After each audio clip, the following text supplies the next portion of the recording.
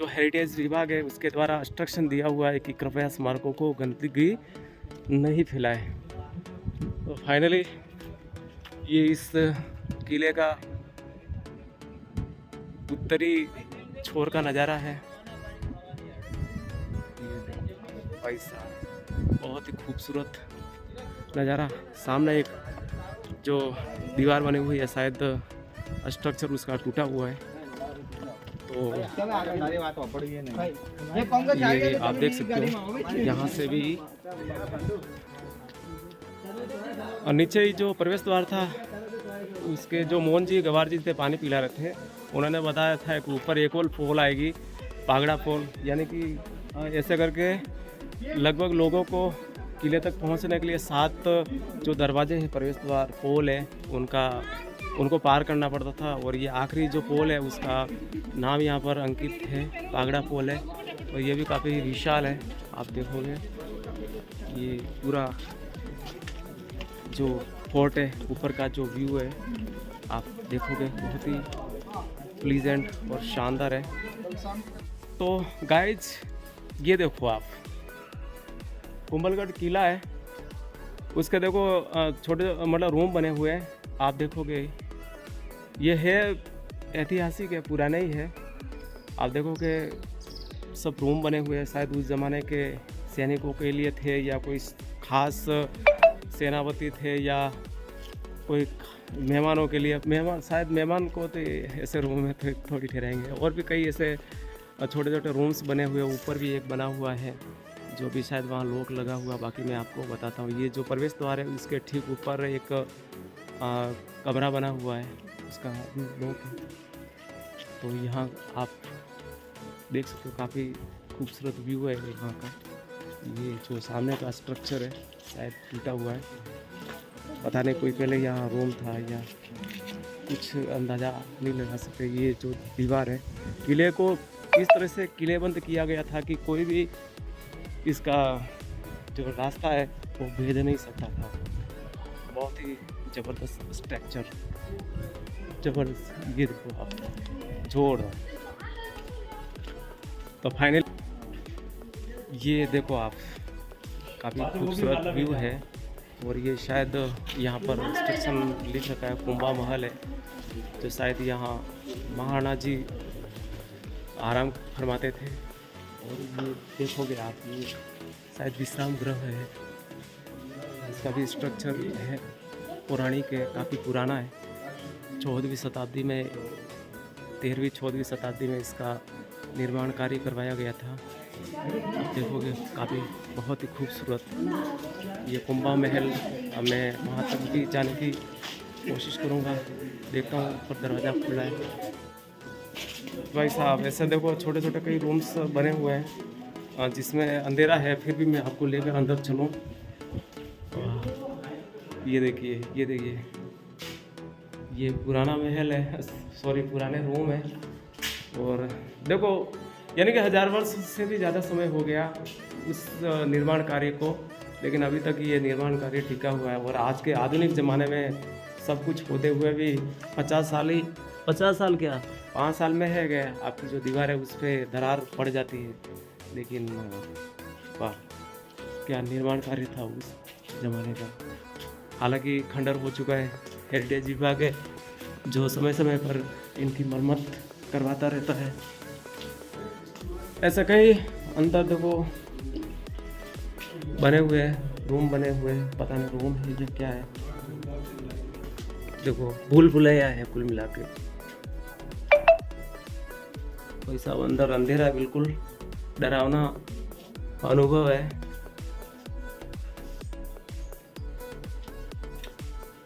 ये ठीक ऊपर महाराणा जी का जो शयन कक्ष था, उसके बाद में ये ठीक चौराहे है। यहाँ पर एक आम का वृक्ष है, चबूतरे नुमा यहाँ पर बना हुआ है ढांचा।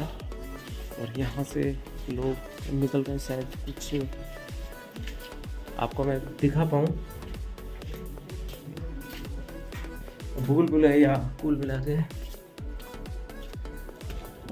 साहब क्या बात है, जहाँ देखो सिर्फ निर्माण कार्य। सब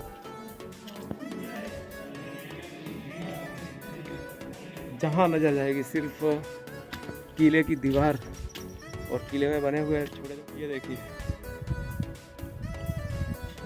ये किले का ऊपर का व्यू, और नीचे तो आपको कुछ भी दिखाई नहीं देता होगा क्योंकि बादलों का आवागमन ज़्यादा है आज, क्योंकि मानसून यहाँ पर प्रवेश कर चुका है और कई दिनों से यहाँ पर बरसात हो रही है कंटिन्यू। नीचे आपको अगर कुछ दिखाई दे तो कुंभलगढ़ गाँव, शायद ये गांव है, छोटे छोटे यहाँ पर लोग बसे हुए हैं। तो देखो ये दीवार है यहाँ पर, ये और कोई रूम है ऊपर।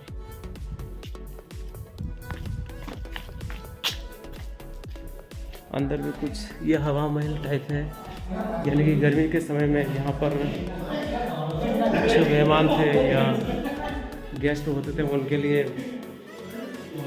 हवा में, यानी कि ये रूम से काफ़ी ठंडे रहते थे क्योंकि हवा यहाँ पर आती रहती थी। मैं आपको और भी बताने की कोशिश करूँगा आगे।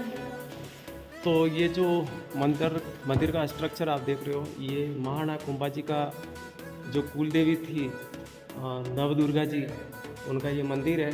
और यहाँ पर वो महाराणा जी निरंतर यहाँ पर हमेशा उनकी पूजा पाठ किया करते थे। ये आप देखोगे कुंभा महल है जो महाराणा जी, आगे मैंने आपको विजिट करवाया था, वहाँ पर हवा के सारे द्वार बने हुए, वहाँ से हवा आती थी और वो रूम था वो काफ़ी ठंडा रहता था। वहाँ से महाराणा जी यहाँ इस जो ये आपको सीढ़ियाँ बन रही है, यहाँ से नीचे आकर ये माता जी का मंदिर है, उनकी कुल देवी मानी जाती है। मैं इस किले में प्रवेश कर चुका हूँ और यहाँ पर आप देखोगे कि चारों तरफ जो गेस्ट रूम बने हुए सारे गेस्ट रूम है।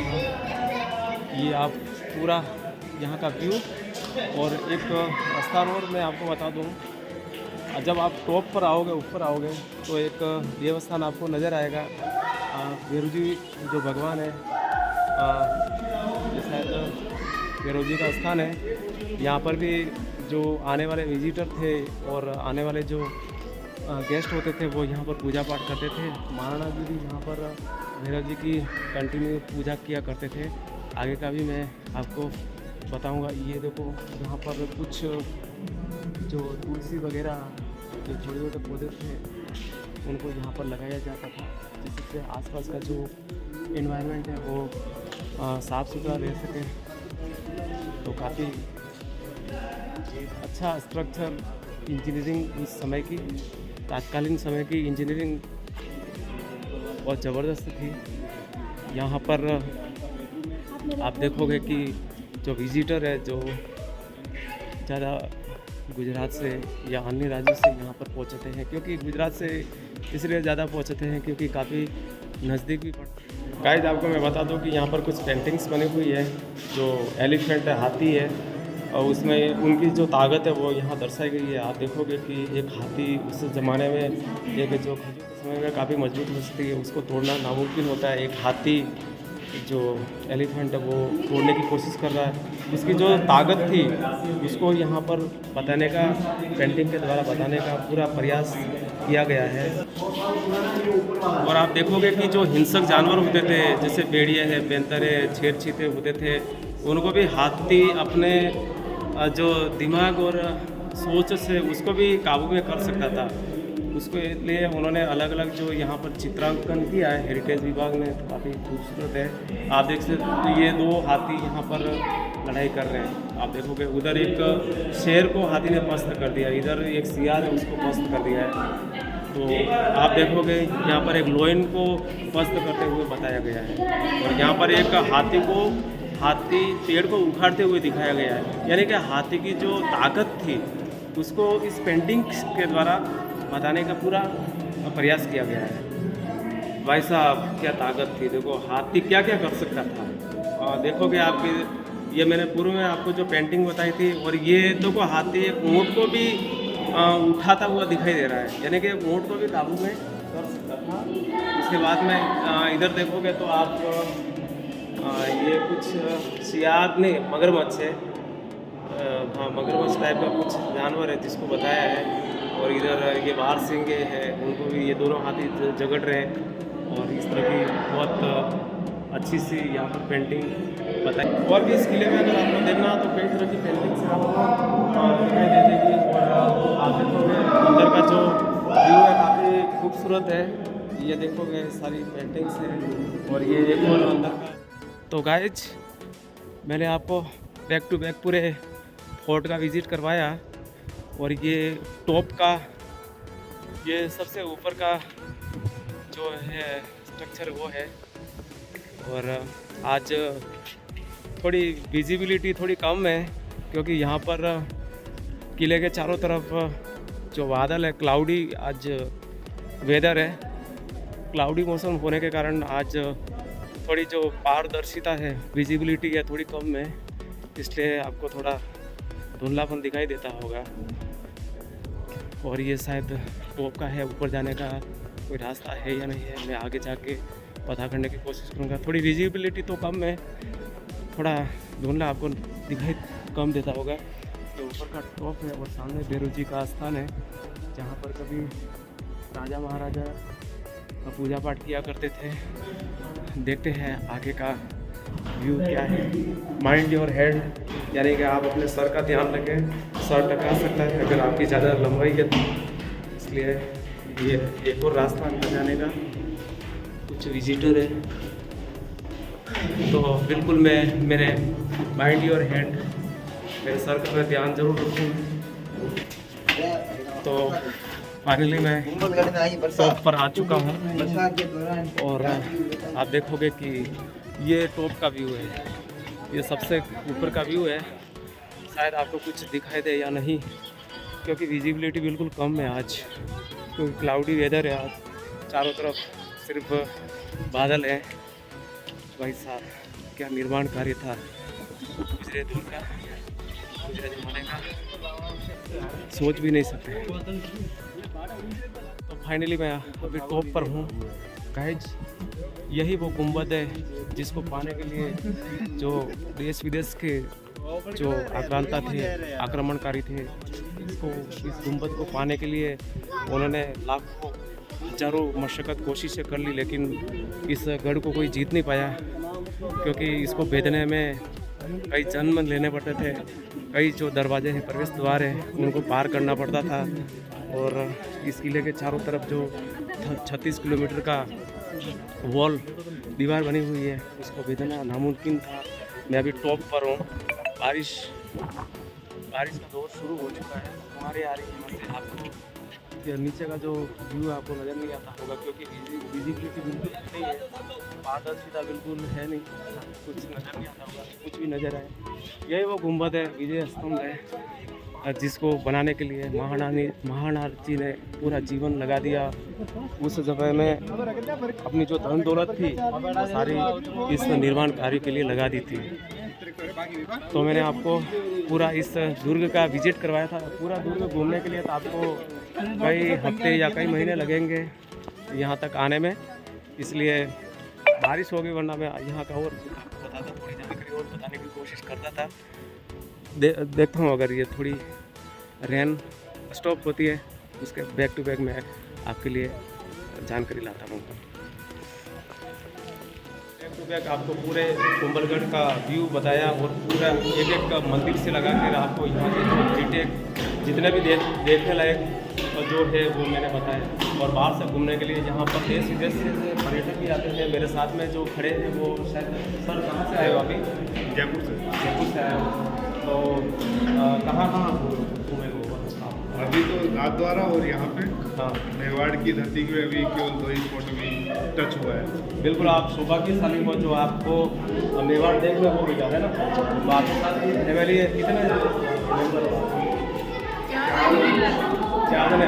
आपको ये कुंभलगढ़ दुर्ग कैसा लगा? ये बहुत ही यही कहा जा सकता है, वर्षी नहीं है। बिल्कुल ये चाइना जो दीवार है ग्रेट वॉल चाइना, ठीक है, उसके बाद में इसका नाम मेरा सबसे बड़ा आश्चर्य तो ये है कि ये वर्ल्ड के 7 आश्चर्य हैं उनमें कुंभलगढ़ क्यों नहीं, क्योंकि आगरा और ये भाई ताजमहल ऐसी चीज़ें चलो ठीक है बढ़िया जगह है, लेकिन उससे ज़्यादा बहुत ज़्यादा सरप्राइजिंग ये चीज़ें लगी। बिल्कुल ये जो निर्माण कार्य है इसको आज के समय में करना नामुमकिन है। बिल्कुल आप देखोगे इस जमाने में कोई मशीनें भी नहीं थी, पसीने और कलाकारी और बिल्कुल आर्किटेक्ट 13वीं और 9वीं शताब्दी में इस तरह का निर्माण कार्य ना तो कोई जेसीबी थी उस समय, ना कोई कटर थे, कुछ भी नहीं थे, लेकिन इस तरह का देखो इंजीनियरिंग जमाने में बहुत ज़बरदस्त है, ठीक है।